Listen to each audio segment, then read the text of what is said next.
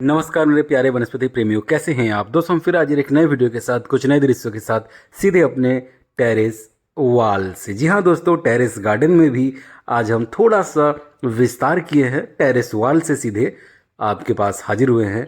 ये जो आप पौधे देख रहे हैं ये है क्लस्टर बीन्स के पौधे, और अब इसमें बीन्स तैयार है पहला हार्वेस्ट के लिए। हालांकि सिर्फ एक ही पौधे में बीन्स अभी हमें प्राप्त होने वाले हैं, बाकी और भी जो पौधे हैं इसमें थोड़ा अभी वक्त लगेगा।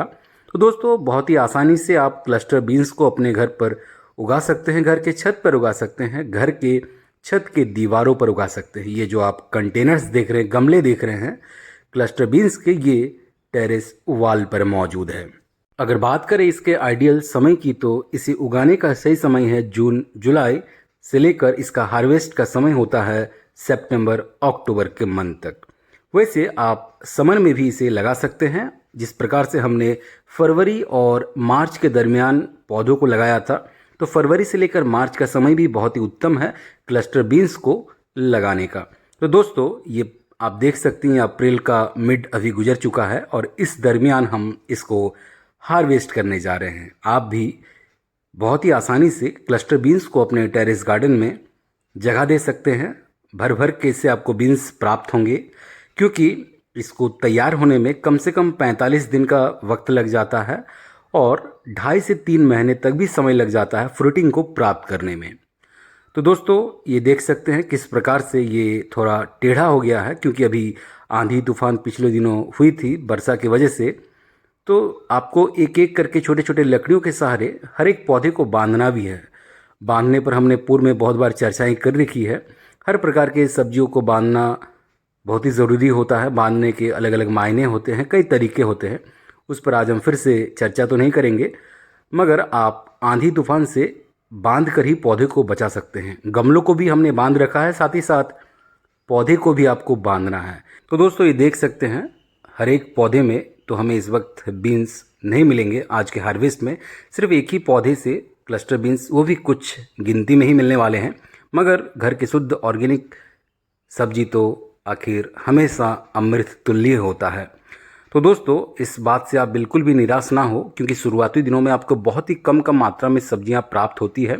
शुरुआती कहने का मतलब है जब आप पौधे को तैयार कर रहे होते हैं, तो एक साथ हर एक पौधे में आपको फ्रूटिंग तो नहीं मिलेंगे। फ्रूटिंग को प्राप्त करने में समय अलग हो सकता है। अलग अलग पौधे का एक निश्चित समय सीमा होता है फ्रूटिंग देने का। तो कुछ समय के बाद से आपको हर एक पौधे से भर भर के फ्रूटिंग प्राप्त होने लगेंगे, लेकिन तब तक इक्के दुक्के जैसे भी आपको सब्जियां मिले, आपको उनको भी हार्वेस्ट करते रहना है। तो दोस्तों, हमारा क्लस्टर बीन्स हार्वेस्ट हो चुका है। अब हम चलते हैं अगले सब्जी की ओर। जी हाँ दोस्तों, ये जो आप देख रहे हैं ये हमारे करेले के नए पौधे हैं और आज हम इससे करने वाले हैं पहला हार्वेस्ट। जी हाँ दोस्तों, ये भर भर के हमें करेला दे रहा है। आपने इसे पूर्व कई बार देखा है। हमने आपको अलग अलग समय अंतराल पर इस पौधे को बढ़ते हुए दृश्यों को दिखाया है।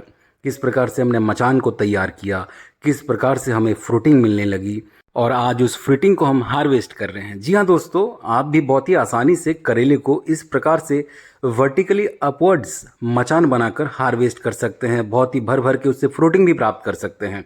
बहुत ही ऑर्गेनिक तरीके से उगाए हुए करेले हैं और इसके लिए इसने ज़्यादा जगह को भी नहीं छेका है। कहने का मतलब है कि हमने जो मचान बनाया है, इसी कंटेनर में इस प्रकार से वर्टिकली इसको तैयार किया है कि ऊपर की ओर ही अपने आप को पहले तो बढ़ाया और फिर उसी में अलग अलग जो हमने रस्सियों को, लकड़ियों को बांध रखा है इस मचान में, इसी में अपने आप को और भी जालियों की तरह घेर लिया है। कुल मिलाकर आपको अगर थोड़ी सी टेक्निक आप इसमें अप्लाई करते हैं तो आपको बहुत ही सीमित जगह में भी शानदार तरीके से बेल वाले सब्जियों को भी आप उगा सकते हैं। इस प्रकार से ये देखिए, बहुत ही ऑर्गेनिक तरीके से उगाया हुआ करेला है और बहुत ही लाजवाब है ये।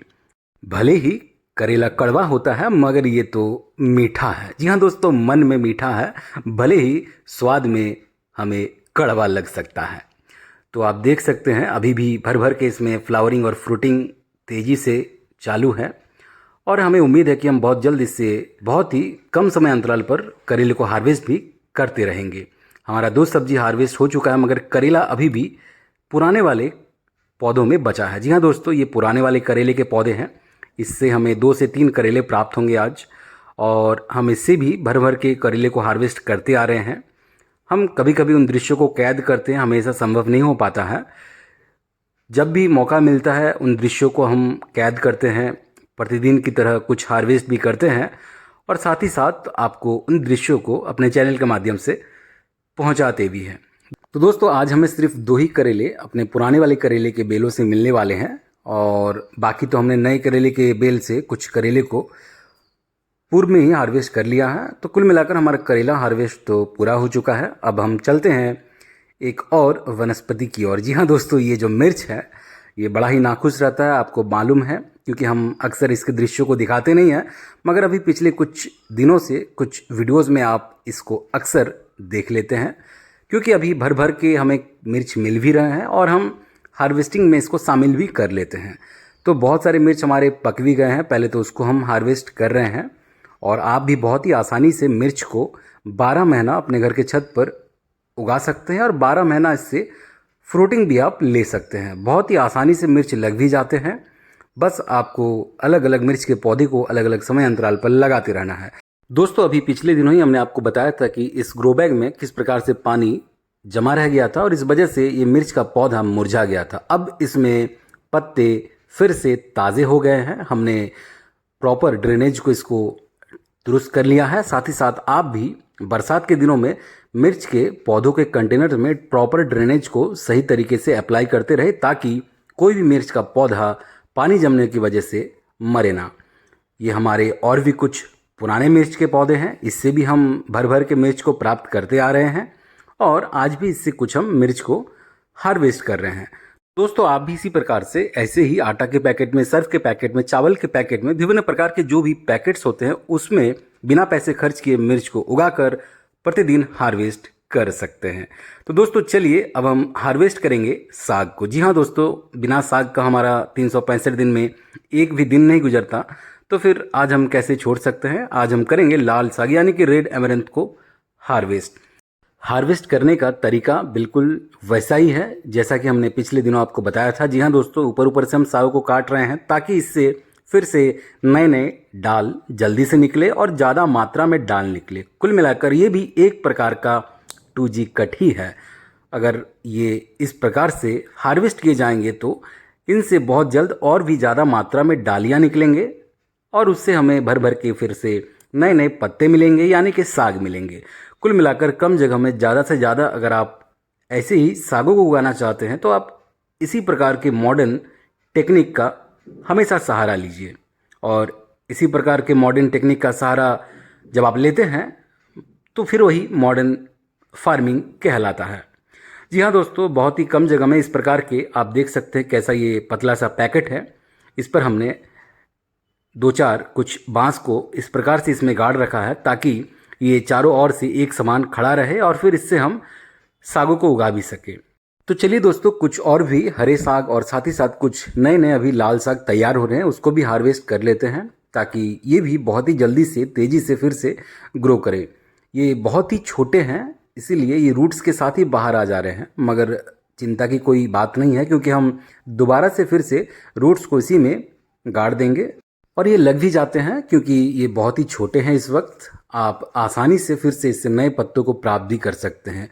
तो दोस्तों कुल मिलाकर हमारा एक ही मकसद है कि घर पर आपको ऑर्गेनिक सब्जियों को उगाना है, ऑर्गेनिक सागों को उगाना है और ऑर्गेनिक ही आपको सेवन करना है। भले ही आपके पास जगह की कमी है, आप कम जगह में भी ज़्यादा से ज़्यादा मात्रा में हरी सब्जियों को, वो भी ताज़े सब्जियों को उगा सकते हैं, ऑर्गेनिक सब्जी को उगा सकते हैं हमारी तरह।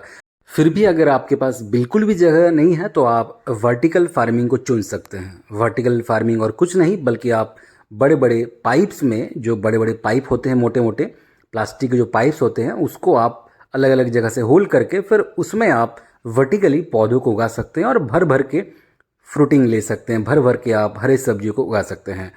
तो दोस्तों हमारा आज का हार्वेस्ट पूरा हो चुका है। ये देखिए पूरी तरीके से हमने हार्वेस्ट आज कर लिया है। भले ही हमें कम मात्रा में क्लस्टर बीन्स मिले हैं, 2-4 हमें करेले मिल गए हैं, 2-4 हमें मिर्च मिल गए हैं, कुछ एक हमें हरे साग, लाल साग मिल गए हैं, मगर यकीन मानिए घर के शुद्ध ऑर्गेनिक जो सब्जियां हैं इसका स्वाद शब्दों में बयान करना बेहद मुश्किल है।